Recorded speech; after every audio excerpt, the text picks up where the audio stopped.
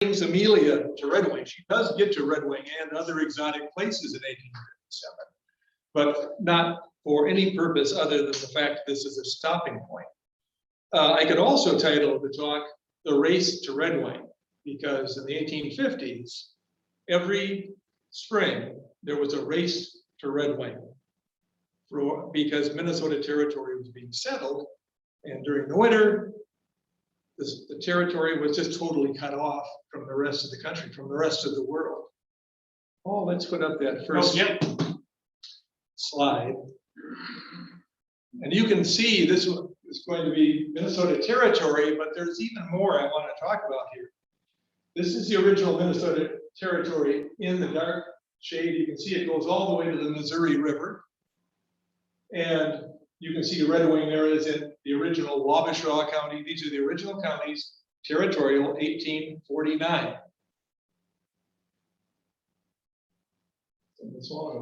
Now, the other value of this map is that it shows, when you're looking at the other states, it shows when they became states. And this is for comparison because how America filled in after the 13 colonies got organized in 1783 to 87 is an interesting story that almost never gets told in our history books. The Ordinance of 1787 opened the Northwest. This is called the Northwest. You don't see it all, but essentially it was Ohio, Indiana, Michigan, going up to Wisconsin, Iowa, and Illinois. Missouri was not part of the Great Northwest. And of course, Minnesota didn't exist before this time. What became Minnesota was part of Wisconsin territory. So if you look at the years that these states became states, these were territories too, you'll notice like Wisconsin 1848, Michigan's right on the side there, 1837, Indiana 1818, Illinois 1818. You get a sense that the country was filling in. And just to be sure you know the right immigration era, we're not talking about post-Civil War when the Swedes and Norwegians and Germans came. These were almost all Americans, old stock Americans who lived in the East and learned the great lesson of the first half of the, or the last half of the 1800s, and that is there was available land that you could get and settle and claim. And then the real trick was for some people, they didn't want to just stop there, they would move on.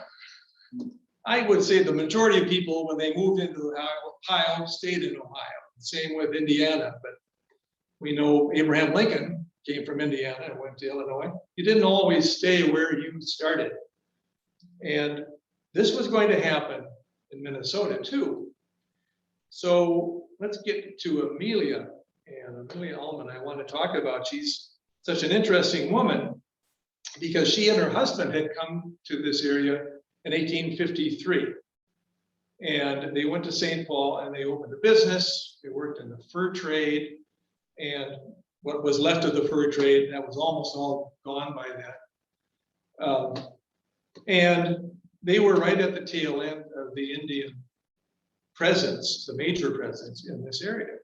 The Redwing Dakota, the Walkington Redwing Band, was in Redwing until 1852. There were the treaties of Traverse des Sioux and Mendota in 1851, in which they transferred their land to the federal government under heavy duress. It's a different story, but this wasn't a willing deal.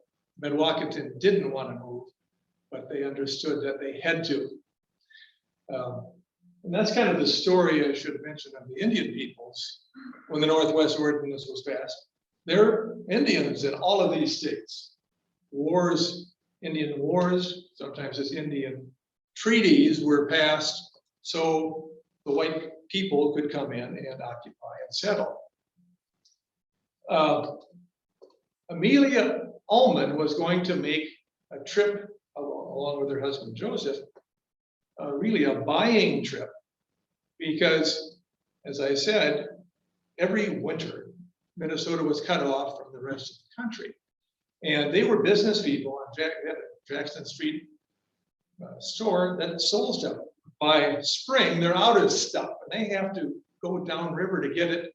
The trains don't reach Minnesota until 1870 after the Civil War, but they do reach the river. And this map shows Rock Island, Illinois. If you see it right on the Mississippi, that was the first stop for the first train that got to the Mississippi. And that changed the future of Minnesota very quickly, because people could now go by train to the river and then by riverboat up into Minnesota. So things were working out really well. Redwing was doing very well. The Ullmans had been through Redwing before, or at least he had been. And Redwing became a stop along the river. Another big event happened in 1854 that was big for Redwing, and that was the city, the village, received permission from the national government to have a land office where you could come in, where people would have to come to make their claims official. This is before the 1862 land grant time. When they came to Minnesota, before statehood, people came up and went into, let's say, what's Goodhue County. You could settle land, get it started, you could build even on it, and then you could go to the land office and show a description, this is where I am, and make the claim that you have it. And later on, it's called preempting. Later on, you could go back to the land office and pay for the land, a very small amount, and it was yours. So back to Amelia, keep moving away from it. She wanted to go on this buying trip with her husband in March of 1857. And it's March 17th, they actually leave on that day. And that is not the best time, as we Minnesotans know, to figure winter is over. 1857 was known in Redwing for years as the year of the big snow, but it was all through Minnesota. And that was what was going to bring her to all sorts of problems as the trip begins. But I want to read it in her words, what things were going to remind and how she got started. I'll remind you, the blurb we sent out, when she agreed to marry Joseph Ullmann, Amelia said, I will follow you to the ends of the earth. And then later on, she said, I didn't realize I was going to Minnesota that soon. And Minnesota was the end of the earth at that time. Northwest Territory, it was the frontier. There were hardly any white people, and the Dakota had been moved up to St. Peter and beyond. St. Peter's on the map, you can see there, up the Minnesota River Valley, where they were living unhappily. And we'll at another time get to what happened out in the Minnesota River Valley now. So she says she wants to go with her husband on this buying trip. He says you can't do it. Nobody, men think this is impossible. It's a crazy thing to do. He's done it several times, and he knows the routine and how rough it's going to be. He didn't know it was going to be the worst march in current Minnesota history, at least from 1849 to 1857. So here's a sense that she's taking off from St. Paul. In her words, at 9 o'clock on St. Patrick's Day, we put a carpet bag with several roasted fowls, some wine, and a trunk with clothing that we would require into the mail coach. And then climbing in ourselves, we were ready for the start. The conveyance was from the courtesy that had extended over the summer months, called the mail coach. In winter, the mail coach went twice a week, and one would be going down while another coach would be coming up with the mail. So you could get some contact with the rest of the country. Okay, the mail coach. It was, however, 2 sledge runners with a wooden bed crossed by board seats. The sledge bed was filled with straw, and a rake was furnished to each traveler so they could cover up for warmth, which, as she says, That would have been a terrible plight should we not have supplied ourselves with rafts at first. The team was 2 horses, useful more because they were hardened to the severe climate than that they were speedy.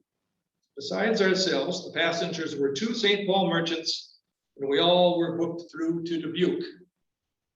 Dubuque is not on the map, but it's, right on the Iowa-Illinois border, above Rock Island. So if they're going down there, I should mention too, let's go to the next,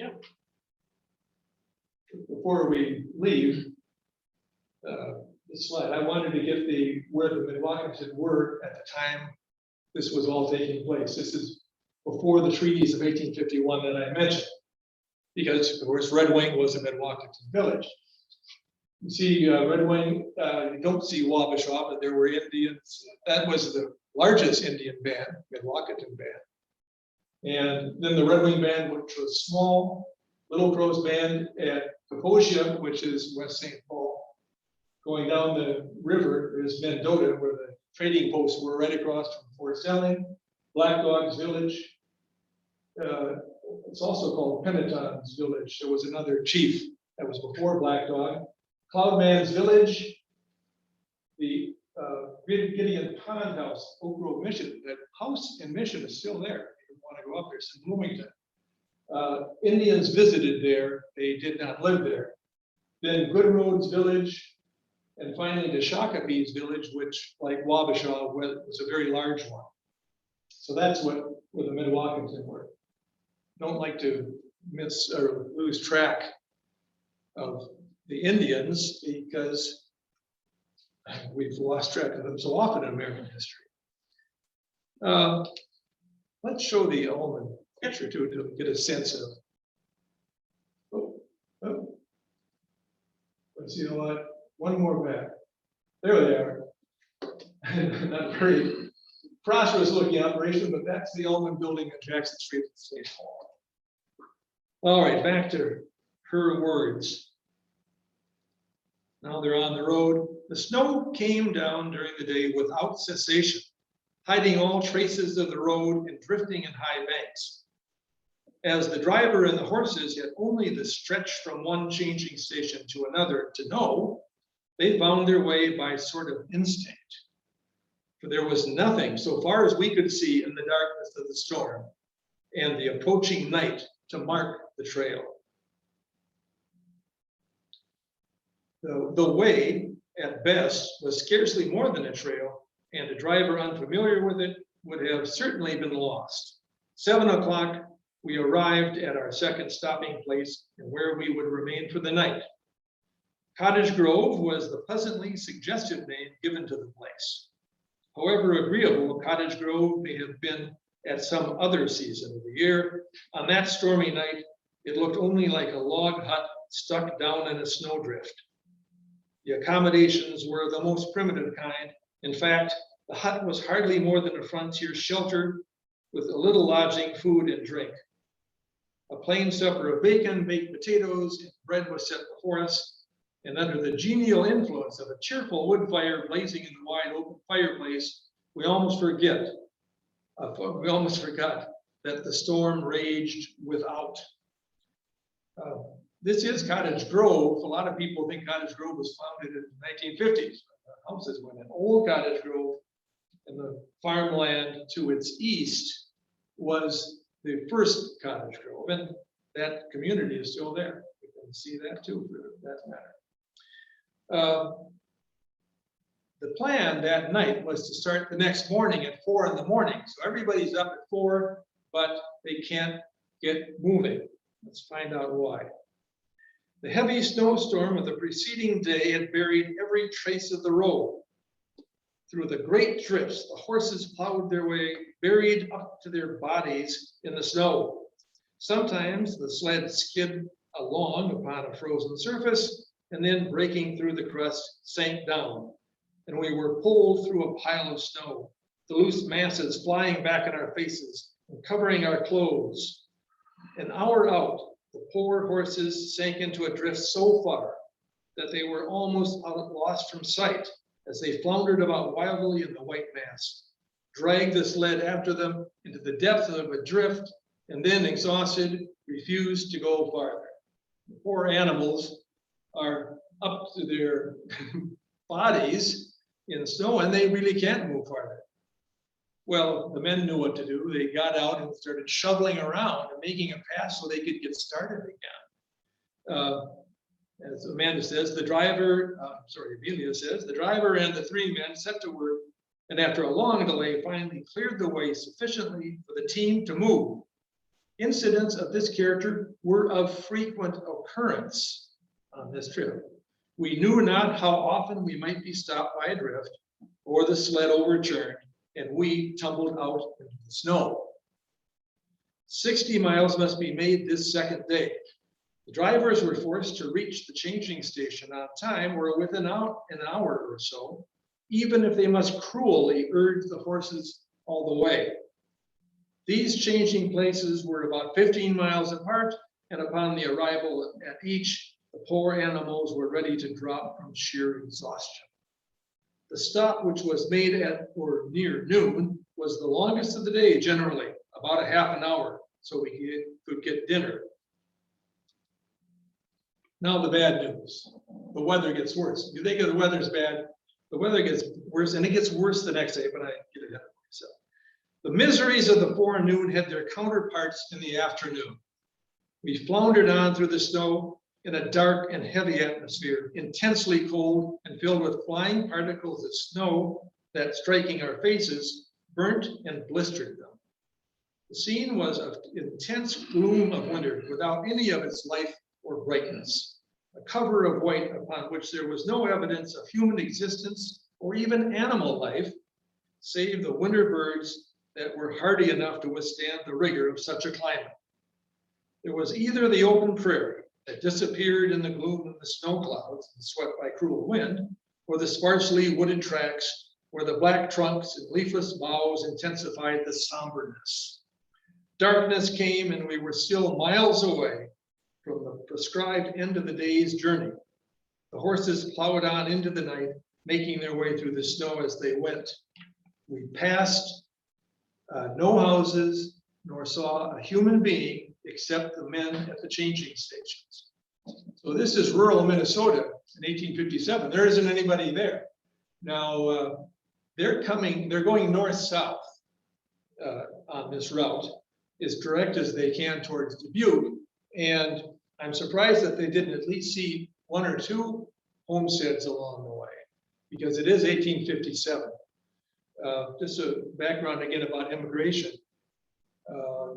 The first big spring immigration was 1853. And what happened is what was going to happen in 54, 55, 56, 57. A whole bunch of people are coming at the same time and waiting for the ice to melt. And it was anybody's guess when it would melt. So the idea was get there first, because if you got there first, you would get out onto the land first and you could make the best claims. Back to Amelia. So she mentions they were snowblind for a while after they got into the shelter. I want to mention the food they had that night. And I guess we should give their hosts one break. The mail coach coming up the other direction to St. Paul had already arrived, and the first people, the people on from that wagon had already been fed. There wasn't a lot left.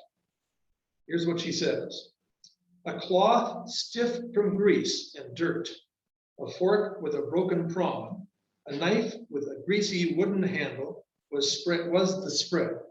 A dish of greasy-looking liquid in which floated a piece of fat pork, boiled potatoes with the dirt remaining upon them, and a piece of sad, heavy, hot bread made up the meal. As hungry as I was, I could not eat this stuff. My husband chided me for being fastidious. You should never complain at home if you relish this meal, was my response. So now, she says, where are we to sleep, I asked. The landlord pointed up to a wooden ladder that led up to the loft. My husband climbed up, climbed up, and beneath the rafters, stretched upon straw, wrapped in their furs, were the guests who had already retired for the night. So they're just up in the rafters, lying there if they've got blankets or a straw, lined up. Well, she doesn't like this. They're all men. She doesn't like this at all. I objected to being with another sleeper in this place, and with a blanket, they curtained off the corner of the room beneath the ladder. After midnight, when every man in the house had climbed up the ladder, carrying with him his furs, I ventured into my improvised sleeping apartment, and lying upon a straw tip with my clothes still on, tried to sleep. From the intense cold of the room when the fire had died out, and from the nervousness induced by hunger and weariness, I passed a restless, sleepless night. I've got good news. The next day is better, but it's not great. I have one highlight that talks about travel at this time. And the things you don't think about until you'd either travel or find someone who's written about it. And this is that we know in spring, it's easy for heavy rains to wash out even a major road. Well, they had very weak kind of temporary bridges across the creeks and streams. There were nobody to use these things, so they just barely kept them up. So this is her tale about when they come up to a stream. The horses can't cross. They have to go to a different crossing, but the people have to cross there. So she says, the frail bridge creaked and moaned under every step that we made. Only one person could cross at a time, and it was necessary to crawl, clinging to the beams to keep from being blown off by the gale that swept through the narrow gorge. So imagine Mrs. Ullmann crawling hand over hand, on her hands and knees, across this little span. As I said, that was the good day. The next day, things have changed. When we left the next morning, it was with many more passengers. There were 12 persons in the sled, 4 squeezed upon each of the board seats, the 2 at the either end clinging on desperately so not as to be jostled off by the irregularities of the roadway. So they're side by side, 4 in a row, and I should mention there's no top on this. If it's going to rain and snow, well, so be it. The people on the end don't have anything to hold on to except the bench. Scarcely were we underway than a snowstorm of severity such as I have never before experienced in the Northwest closed in around us. The wind blew with a terrific velocity over the open prairie, and the frozen snow beat down with cruel force that one dared not expose his face or hands. I tried to balance on my lap a bandbox in which I was carrying some feminine finery. In an unguarded moment, the wind lifted up the box and strewed its contents in shreds far out over the prairie. The men in the front seats attempted to protect themselves with umbrellas. The wind and the snow riddled the covers as if they were paper. So they're trying to put umbrellas in front of them, but the umbrellas are being destroyed by the wind and snow. All day long, we faced this terrible pelting fire of frozen snow. I was so weak and exhausted by exposure that when the last stopping place for the day was reached, I could not walk unsupported from the sled to the inn. Now she gets the news. It's noontime. This is not a stop. They're not stopping. They're not through. They've gone through this horrible stuff, and they're going to go on. I'll pick it up. An hour's rest we were to have, and then on during the entire night. So they're going to travel through the night. No stop at all. And she's exhausted at noon. Many of the passengers suffering from the tortures of the blizzard pleaded with the driver to permit them to rest at least until midnight. To continue on in this frightful storm in an open sled, they said, was beyond human endurance. They even offered him a purse of $20 if he would make the delay asked for. He was forced to go on. He replied, in order that the mail which was carried could be gotten through according to the company's contract. 60 miles had been traveled so far. and we were 200 miles from St. Paul. So they're going through the night, and finally at midnight, the storm lets up, and they're looking at beautiful skies, starry skies. Things are looking a little better, but they're still in a wagon, 4x4, hanging on. And it's midnight. They started early in the morning. Let's pick this up at 4 o'clock in the morning, because they're coming up near another stop. 4 o'clock in the morning, the driver halted at the bank of another stream from which the bridge had been carried away. Planks had been put over the current near the bank where the ice was cut, and by these we were expected to cross while the sledge was taken to a safer crossing downstream. I slipped when I stepped on the boards, and before the man behind me could catch me, I was in the water over my shoe tops.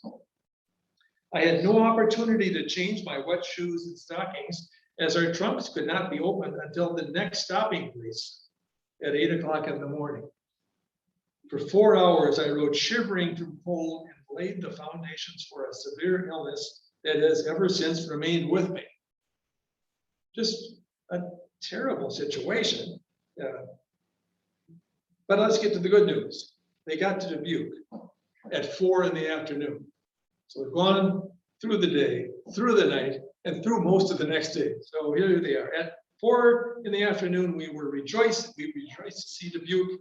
The 30 hours continuous riding in the cramped, uncomfortable position, bruises and battering from jolting and tossing in the wagon, made me so swift, so stiff and weak that I could move only with great pain when we last stopped before the door of the hotel. So this is the first and worst part of the trip. But remember, she's going to have to come back, get on the Redwing leg that we'll be getting to in this part.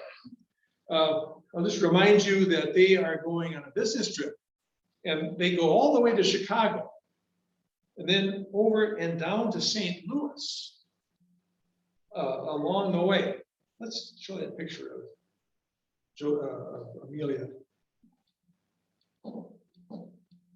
There she is.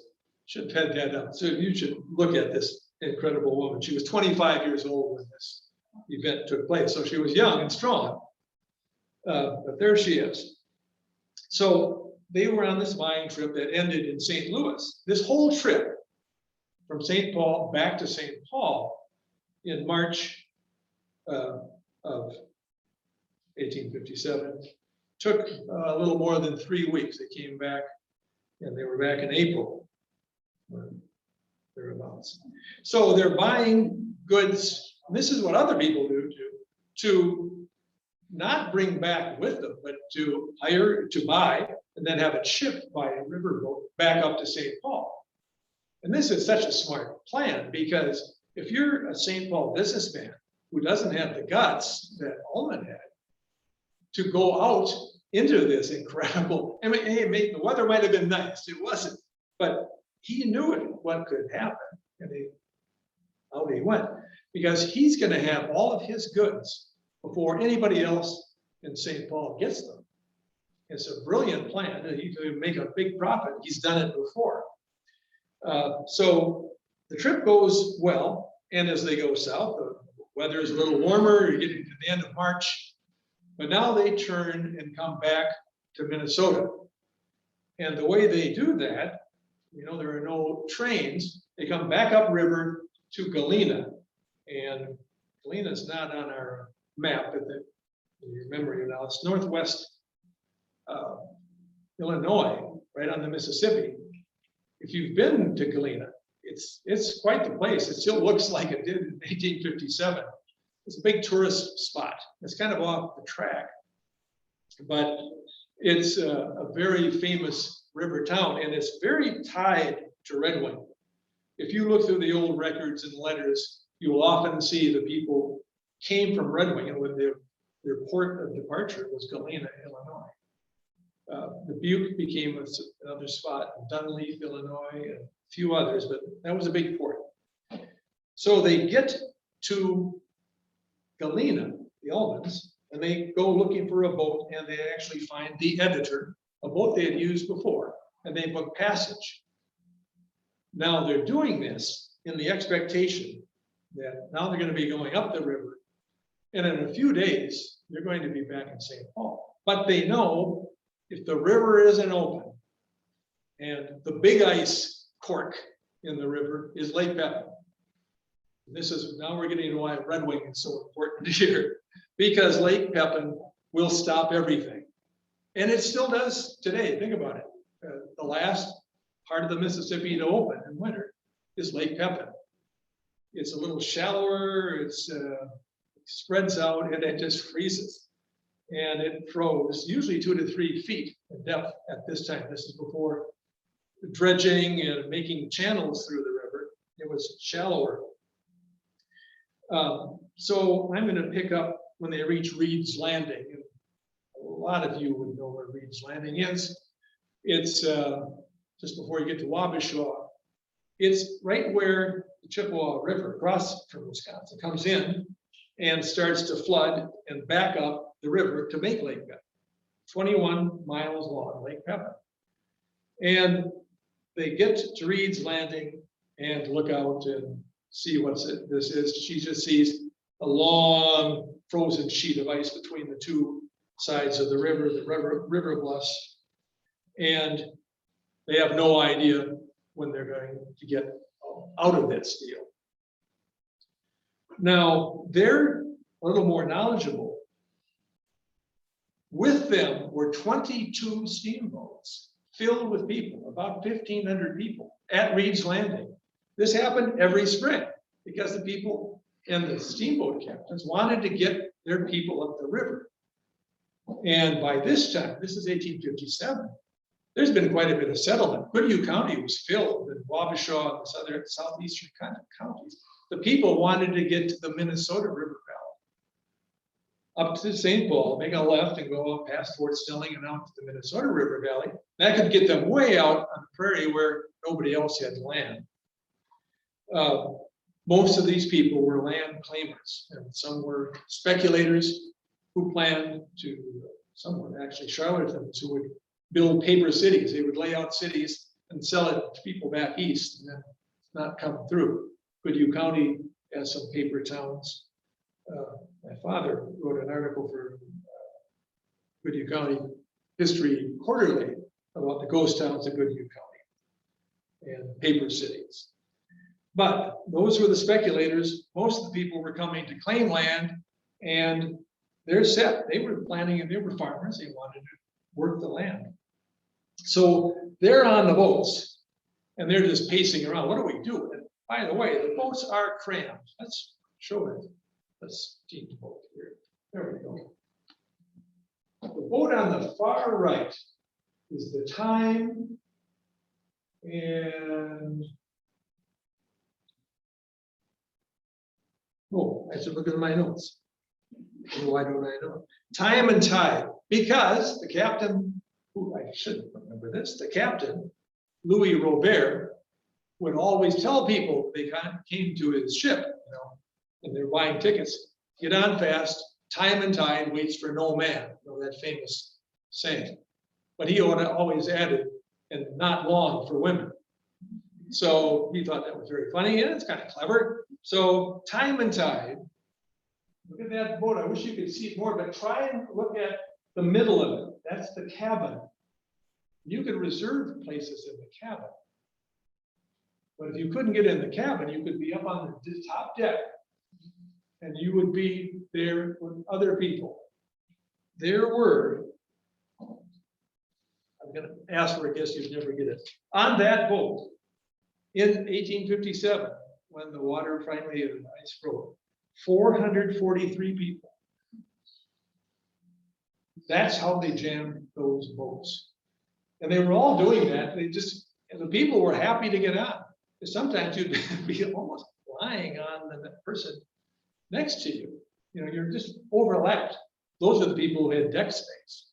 So anyway, the people are impatient. And Ullmann, of course, knows a trick that might work, and he had used before. You could walk around the lake. It would only take you long, it's 30 miles, a pretty long day, day and a half to get there, but you'd get to Redwing because now the race is on to Redwing.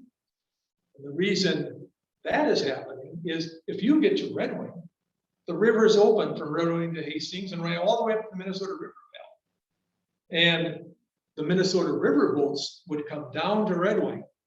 And when the new settlers came in, they'd get off the boats and just hop on these other boats.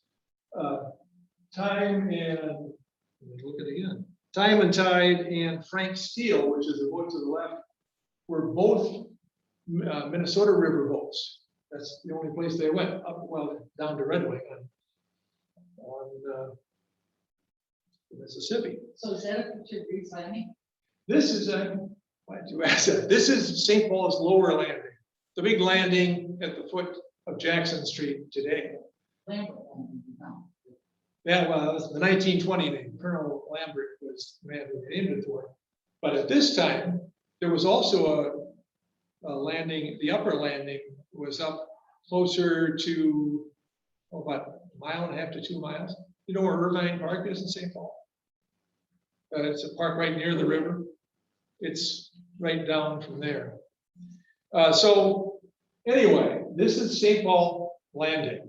And it was a busy place in the spring in particular, every spring from 1853 to 1858.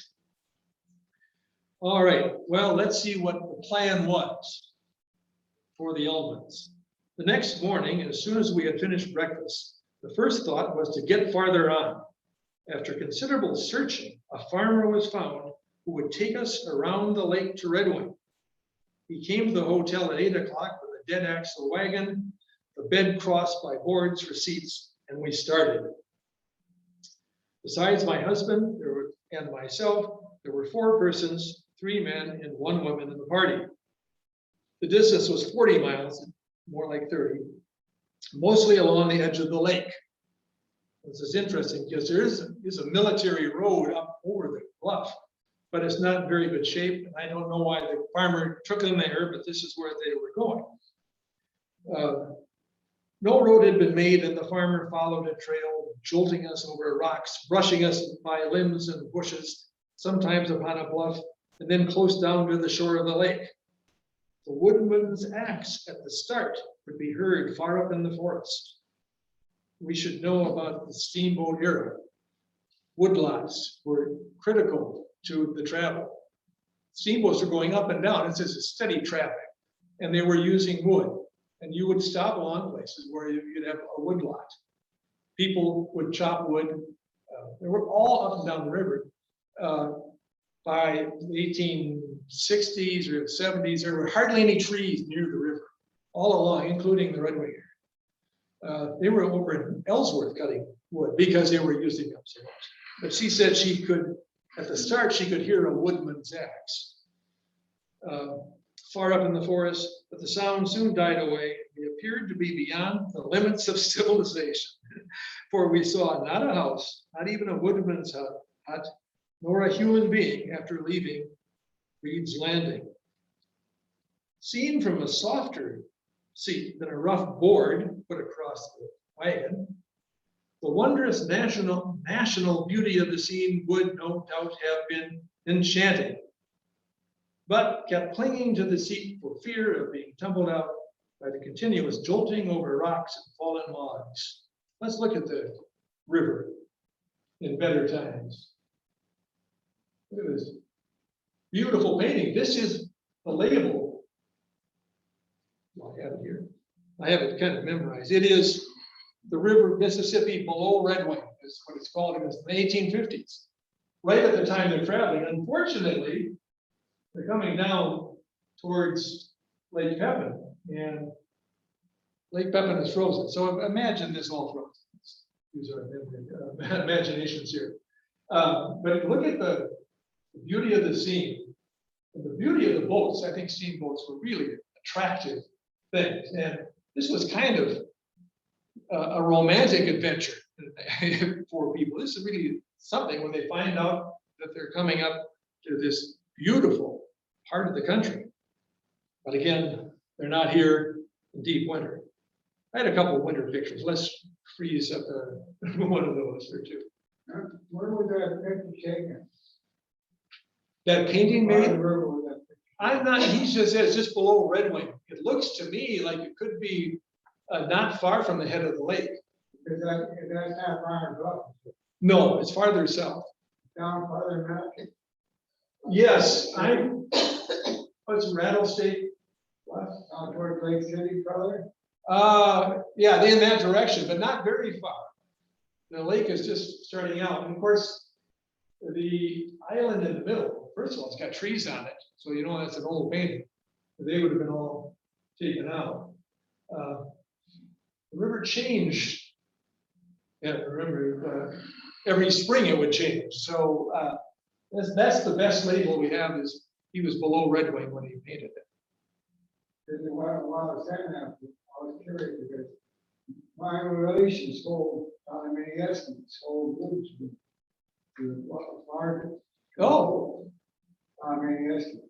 Oh, okay, yeah. Mine down there, they sold, this is my history, which I, they sold wood to the boats. There were a lot of people that did that. Usually it was single men. And because they would live in camps together and it was rough work and there was not much in the way of comfort. They would sleep in anything, you know, and just do the hard, heavy work. Back to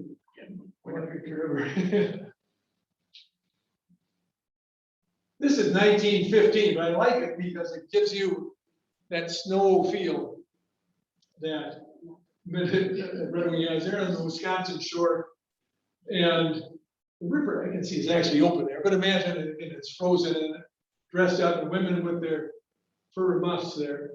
It is, as we know, and I can remember as a boy, the river often froze solid, and my parents talked about skating down under the bridge. That was not a hard thing to do most winters, so that would be fun to do. But anyway, this is what we're talking about. These people look like they're cold and there's snow. So there's another picture. This is the 1887 picture, the collapse of a building on the right, which is still there, which is now the Gladstone building. If you know the Gladstone building, it was almost up when the big snow came. And this was, again, 10 years later, and settled on the roof and knocked it down. All those buildings on the right, except the very corner, way up on the other side of Main Street. This is Bush and Third. All those buildings are there still. All right. I'd like to get into Redwing history when we're doing that. But we've got them in trouble and they're in the wagon jolting over the logs. Well, here we finally get to Redwing. A storm of wind and rain that changed to sleet and hail came upon us in the afternoon. Of course it did. And in spite of oilcloths and cloaks, we arrived dripping wet at Redwing. The farmer, more intent upon quickly earning his money than giving us an easy ride, had by recklessly jogging along over the unseen way, brought us to the head of the lake in 8 hours. Better than walking, 8 hours in that wagon. The landlord of the Redwing Hotel was not glad to see us, 6 dripping figures coming into his house, already filled with guests. With reluctance, he allowed us 2 women to enter the parlor, but when my husband came to ask if we wished for anything, he gruffly said, "Can't go in there, gents ain't allowed." We could remain, the landlord said, if we would accept the accommodations he would give us. This was a bed in a large room in the upper story, where sleeping places could be arranged for 40 or 50 persons. So it's just an upper floor. Sleeping arrangements at the floor. There were also some bunk beds, she said. And I don't know if they were at premium. You can imagine hotels in Redwing. One of the reasons Redwing grew so well was this huge influx of money in the 1850s. And there was an influx of people, particularly Easterners and New Englanders, who were not here in Redwing, to go and get land. They were here to live and set up a business. Or we had a big professional class before the Civil War in Redwing, lots of lawyers, doctors, and other professionals. And it was, some people called Minnesota at this time the new New England, or the New England of the West, because almost everybody, even the farmers, came from New England. Okay, so they're not getting any help in the one hotel, but there's another hotel. I refused to sleep in either place except as a last resort. We left the house with little regret when one of the men returned from a tour of investigation and reported that he had succeeded in finding pleasant rooms, a more genial host, and had prepared a good supper for which was awaiting us. But before we came to this resting place, it was necessary to wade through mud that appeared to have no solid earth beneath. That is a Redwing Street. It's Main Street, probably. With no solid, what a description. I like the way she writes. Well, they get to Redwing and there are no boats there. The river is frozen up. The winter is just so severe, so frozen up above Hastings. But there are a couple of men, I wish I knew their name, entrepreneurs for sure, who had found a kind of a rusting steam yacht over the winter time, and they decided to tune it up and see if they could make it work, because they knew that people like the Ullmans would be coming to Redwing and then going up to St. Paul to get to the river boats. So sure enough, the Ullmans there were, they'll take a chance at anything. I'll let her tell you what they took a chance at. Never was a crazier craft brought out to solicit passenger traffic. The machinery which was in the body of the boat was evidenced by a cloud of black smoke that poured out of a rusty broken stack and steam escaping with a hissing sound from somewhere below, which oozed out through the cracks between the boards. It sounds to me like it's on fire. The steam is coming up to the floorboards of the place, of the deck.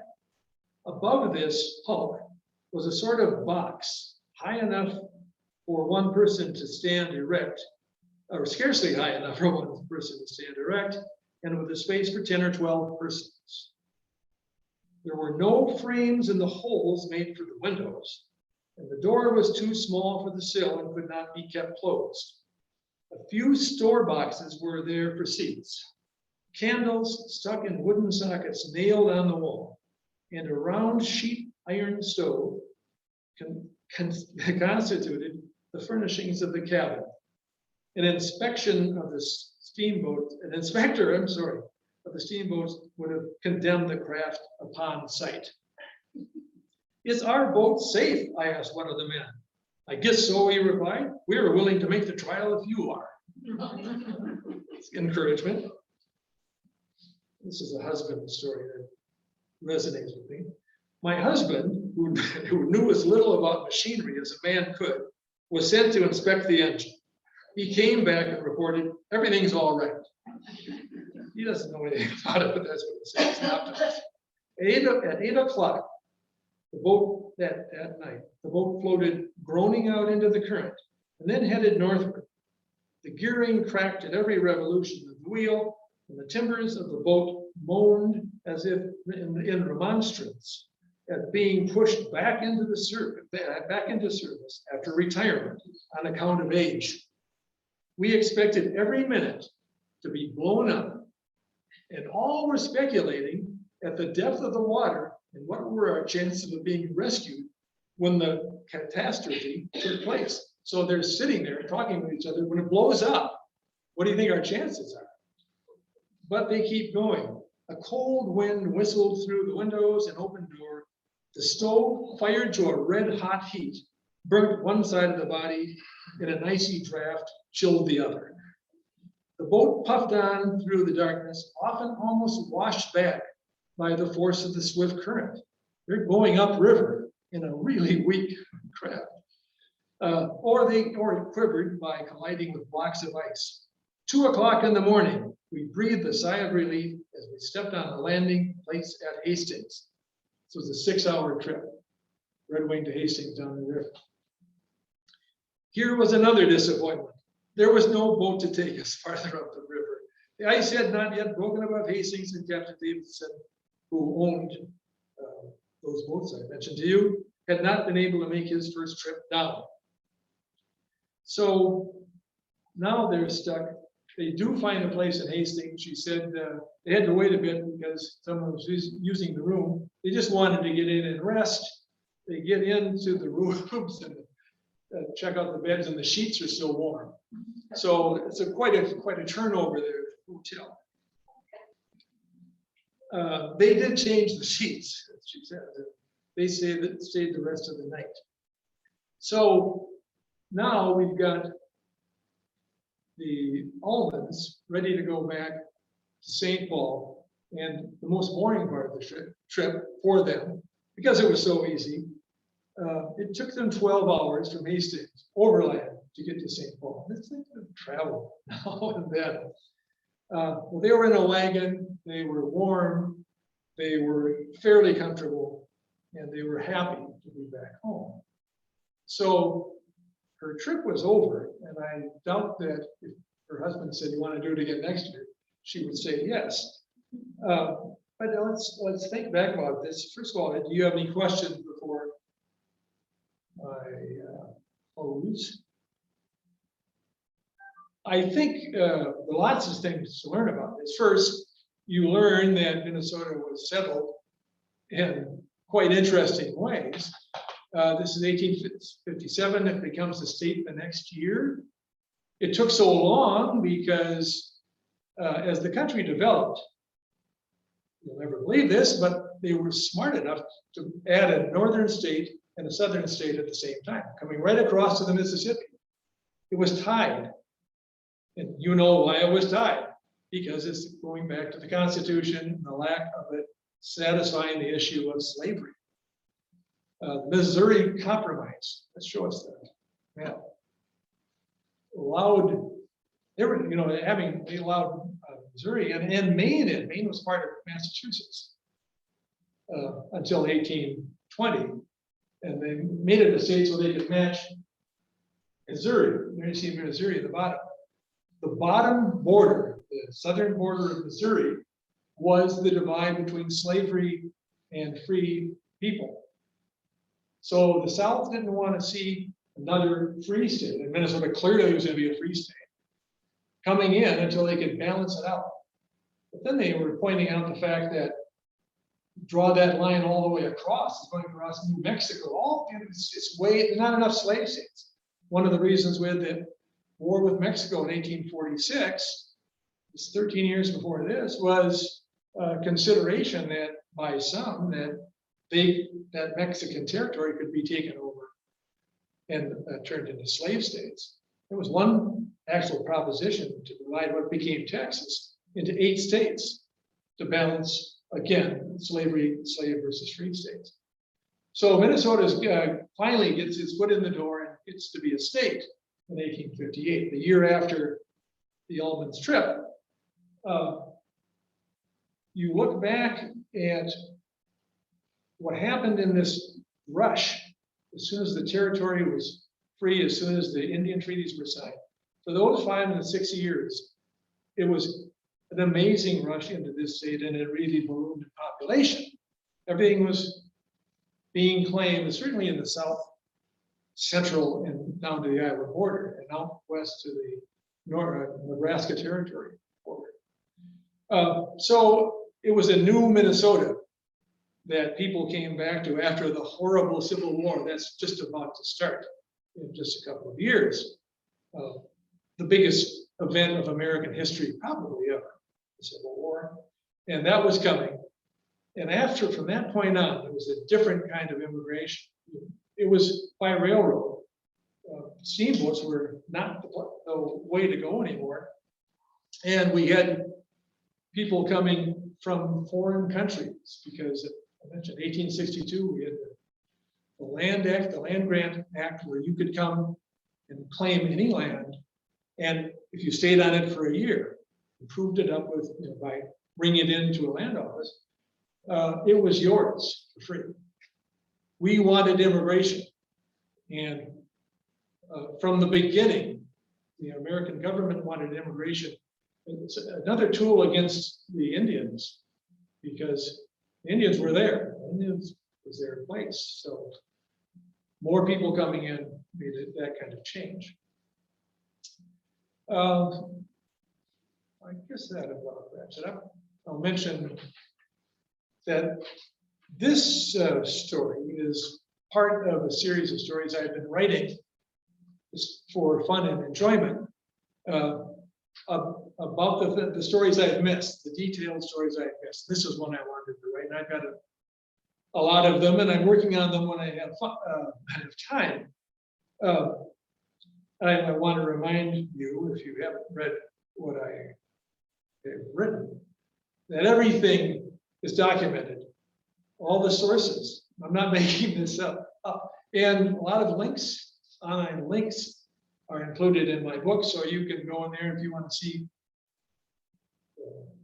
half-breed track treaty, another story. You can just find the link in my books. Have lots of links. Anyway, I think it is important to do history so you can look back and make sure that what the person is saying is true. I'm not saying I'm perfect in this. If there's a mistake, it's an honest one, and I have made some. But anyway, next month, I'm delving into basketball. One of my favorite one-paragraph comments was a comment by Jimmy Lyons, a baseball guy, who claimed that Redwing, Minnesota, was the birthplace, I'm sorry, not birthplace, the cradle of Western basketball. I don't have to explain to you anymore what Western is. Back in the 1920s, they still thought, remember the ads, the Schmidt beer, the brew that grew the Great Northwest? We were still considered West, and that confused me as a kid for a long time. How is Minnesota West when you got Washington and Oregon, California?